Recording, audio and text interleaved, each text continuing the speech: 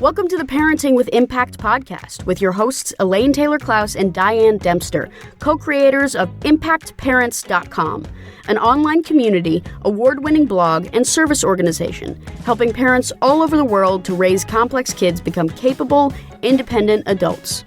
Hi everyone, Elaine and Diane here, and we know that you want your complex kids to grow up to be happy and independent, and yet you're not always sure how or when to help with that. In this podcast, we'll encourage you to collaborate with all kinds of complex kids and support them in navigating life and learning. And we'll interview leading experts from around the world, as well as parents in our own community, talking about how training for parents actually helps these complex kids. We'll talk about the issues we hear parents struggling with all the time and how a coach approach can support and empower your amazing young people. We won't tell you what to do. We're going to help you figure out how. So let's move on to the next conversation. Welcome back, everybody, to another conversation in the Parenting with Impact podcast. Diane and I are psyched to invite a member of our community, Sonja, to speak with us today about the impact of the coach approach on her family and her life. How about that? So just keep it really broad and significant. Welcome, Sonja. It's great to have you. Thank you. It's really great to be here with you, ladies. Why don't you kick us off by taking us backwards and what brought you into our world in the first place? What were some of the things you and your family were struggling with? Okay. I wish I could remember the exact catalyst that connected me with you, but I think it was one of the summits that you guys participate in. And it really resonated with me because we had known from a long time. Our son at the time was 12. And at age 7, we had taken him out of a public school. We had to put him in a private school because it wasn't working well for him. And they'd asked him to get tested, and he was ADD, inattentive, extremely bright, so twice exceptional, but things weren't going well when we moved to Europe. And I found you guys, I signed up for Sanity School, and it just really resonated that we needed support to support our son because there was nothing wrong with him, but things were just extremely stressful. My husband didn't understand what was going on because why can't he be doing well in school? He's so bright. And I had a lot of fear. So that's what brought me to you guys. And it's been tremendously helpful. Wow. It's been a long time, hasn't it? Like I didn't remember until you just said that. 6 years. Yeah. Yeah. And I don't want that to be daunting to people. I think what I want to call out is what you just said is we needed support to support our son. Yep. And I think that's really what this is all about, is that let's start by dispelling the myth that somehow we all can do this on our own without support and guidance, because this is not what we signed up for, most of us anyway. We were out of our depth. Yeah. Because he wasn't us. I didn't have these challenges growing up. My husband didn't have these challenges growing up, and we didn't understand it. So it was really helpful to get your understanding and how to approach it differently to support him. Yeah. And ourselves. One of the things you were saying to us earlier is that when you first started, you and your husband were not on the same page. Mm-mm. You want to talk about that a little bit?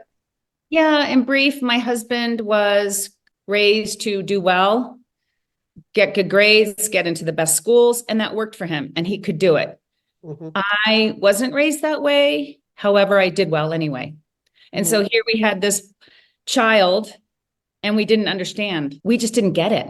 We didn't get that he couldn't do it or he needed support in doing it. When he's bored in class, he's just not going to do well. He's not going to sit still. And when we got him tested and they gave him that diagnosis and the psychiatrist said, "Oh, I've seen kids soar, put him on medication." And I said, he is soaring. He just needs support. So we chose not to do that at that point. And we were able to, with the support, keep going the way we were going. And I just put him on all sorts of other support things. Yeah.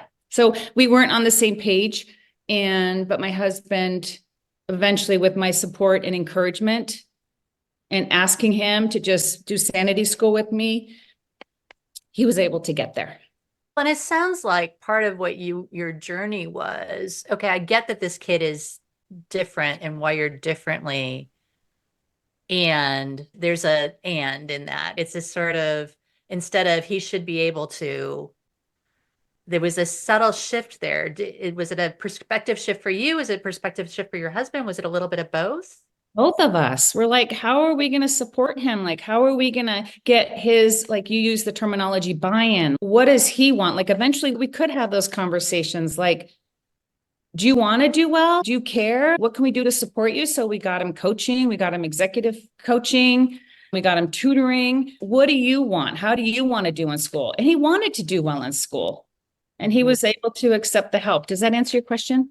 That's what you said is so important, because you said buy-in, you kind of glossed over it and went on to, and because the three of us know how important that is, but I want to slow it down and go back. Look at her eyes. I want to slow it down and go back, because part of what you're saying is that when you shifted to get his buy-in, to check in with him, to have him be the one saying, I want help, I want support, I'd like to do better.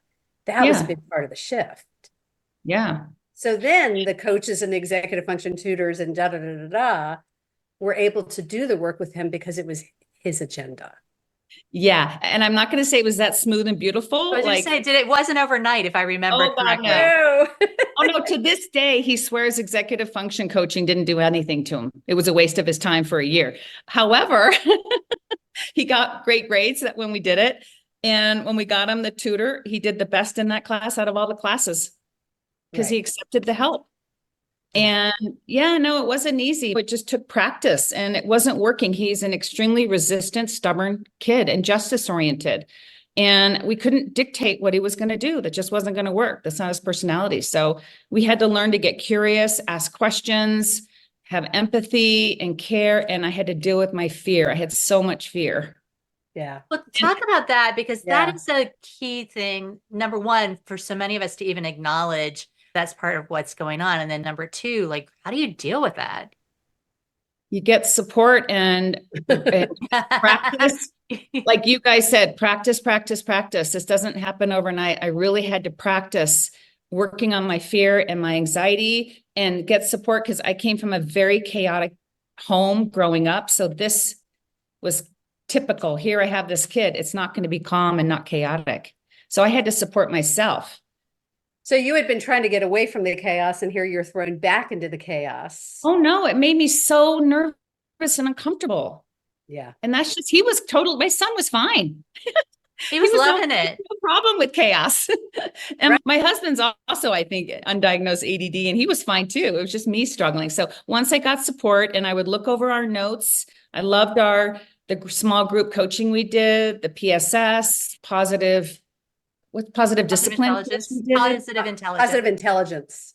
Positive intelligence. I just needed support and practicing, and I had to do that. And it really tremendously helped. So let's clarify. So you started with Sanity School, which is the basic training and the coach approach to parenting, to neurodiversity informed coach approach to parenting. And then you moved into coaching groups with other parents of kids roughly the same age. And that's where the practice was happening, right? And private coaching I did. You did private coaching as well, right? Right. Yes. So will you talk a little bit about the difference between how you use the private coaching versus the group coaching? Like what had both of those be part of your process? I think working privately, it just really helped to work one-on-one with someone with some of the key issues that we were working with at that point in our life. And that was helpful. But then, to be honest with you, I transitioned just to the group coaching. And even though our son is doing well, he's in college, we're so impressed with how he's managing himself. I still do the small group coaching because I still need support. Things are still coming up. You guys were still helping me with something last month. Like, just because they're in college, it doesn't mean our parenting's over. And they have their way of doing things. And I need support in managing that for myself. Yeah. Was it hard to give yourself that permission? I'm sorry? Was it hard to give yourself that permission to get support? No, luckily, I'm not that personality. I've admitted when I need support, and I've always been able to ask for support when I'm out of my depth. Right. I'm always a seeker. My husband isn't, my son isn't, but thank God I am. Mm-hmm. Yeah.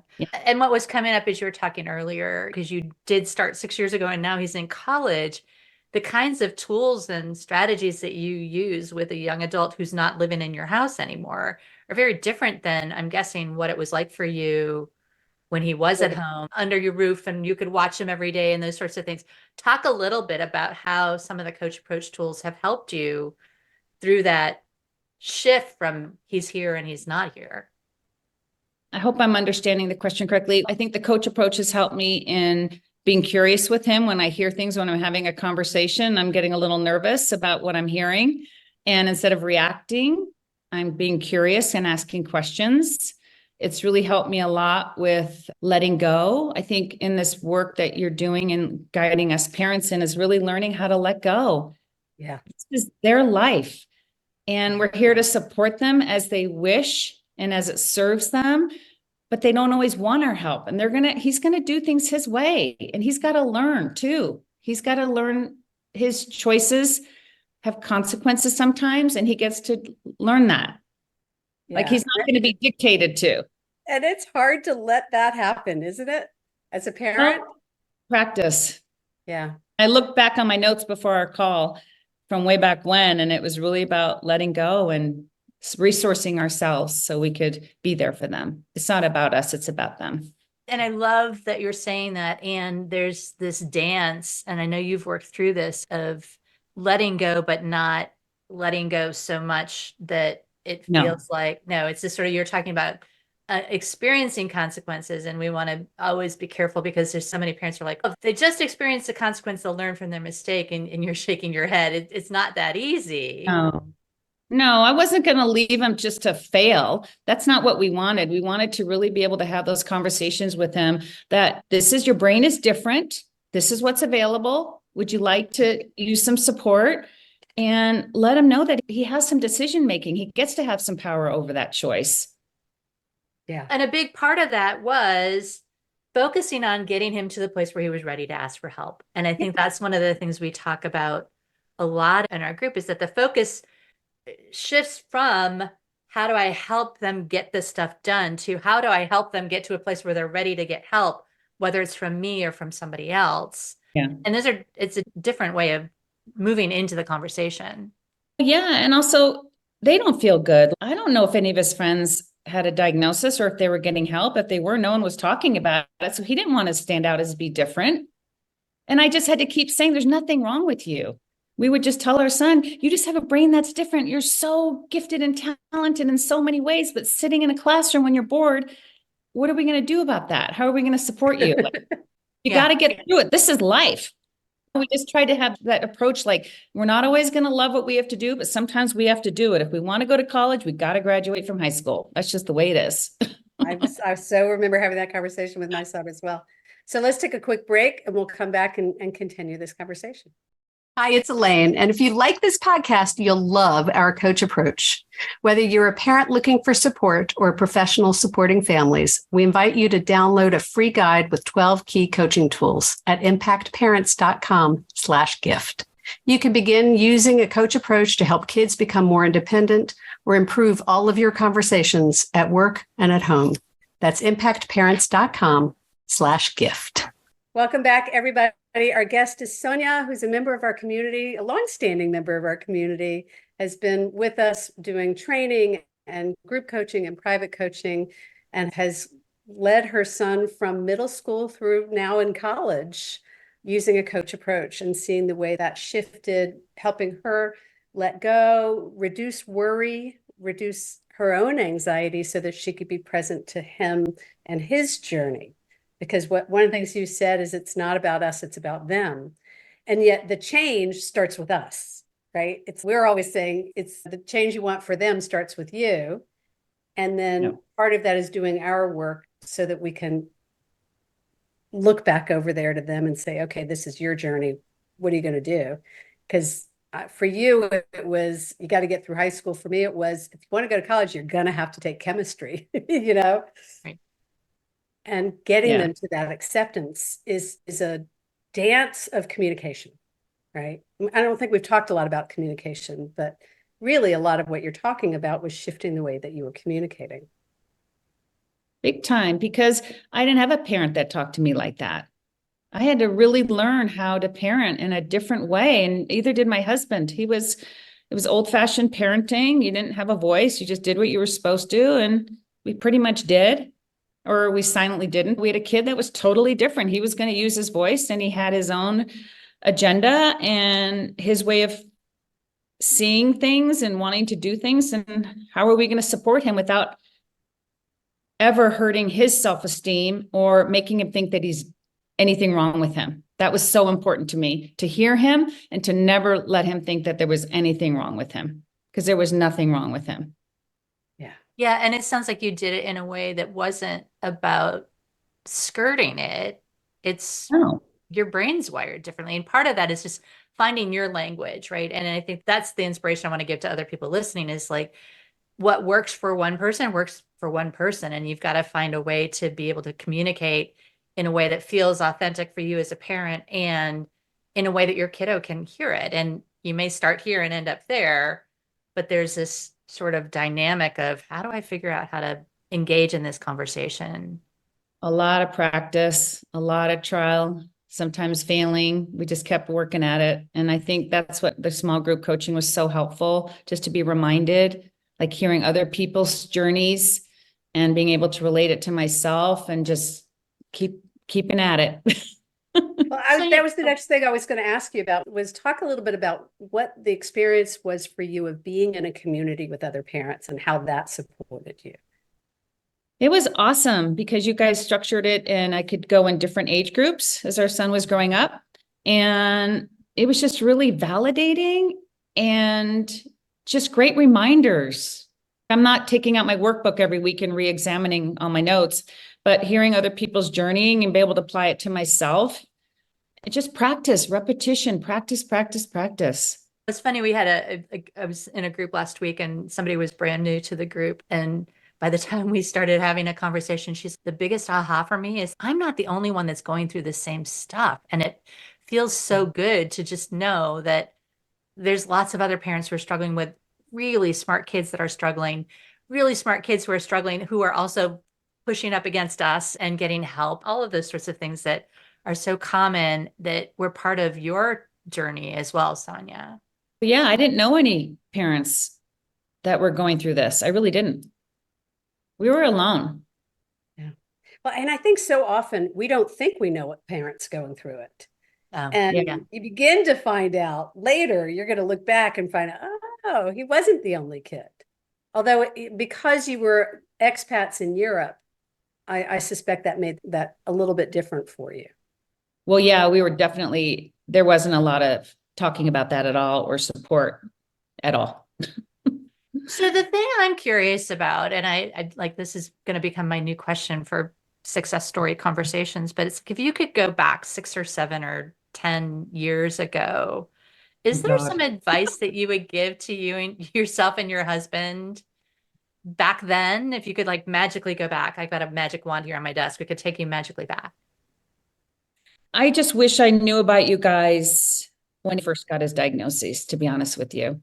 I really wish I knew what I know now when our son was just starting out at 7 versus 12. It just would have alleviated a lot of emotional reactions from me, a lot of maybe inadvertent shame from my husband because he couldn't understand. And I just feel like it actually makes me quite emotional. Like I never wanted our son to feel that there was anything wrong with him. So I can't say that there's anything I would tell myself from 6 years ago, because I really feel like we really used you guys. And I think it just really helped. But before that, I knew about you guys sooner. It's really only, I wish I'd known sooner. And I'd laugh at people all the time when they say, I wish I'd known you 10 years ago, 20 years ago. My response is, I do too. Yeah, absolutely. Because we do this because we needed it, and it wasn't there when our kids were diagnosed. Yeah. My eldest was diagnosed at 5, which in those days was still the last century. Yeah. And I didn't start doing this till they were 12. Mm-hmm. And that gap was big. And when I look at the impact on their youngest sibling versus them, because of what I was able to do differently, it's really quite dramatic. Yep, totally. And then we want to be really gentle with our previous selves, right? It's just sort of, we do as well as we can. Yeah. And everybody listening, I know, has a beautiful heart that wants to do well for your kids. And so let's not beat ourselves up for what we haven't done yet. Well, it's that up until now phenomenon. You can't do anything about anything that's happened in the past, but from here forward, you can seek support, you can find community, you can connect, you can ask for help, you can find a different way of being in relationship with your kid and with yourself and with your partner. Yeah. Did your husband, after Sanity School, did he stay with you in any of the other coaching, or was it just you and the coaching? Oh yeah, we did it together, the one-on-one coaching. And then he did the small group coaching with me while we were abroad. And when we moved back to the US this fall, his work schedule changed. So he hasn't been involved with that much, but yeah, but no, he was along with me. Thank goodness. It was so helpful to have us both supporting our son, not just it coming from me. I wanted, because my son had a lot of respect for my husband. And I think it really helped for him to hear, not just from mom, everything, because mom tends to be the driver. So it was really helpful. It's true.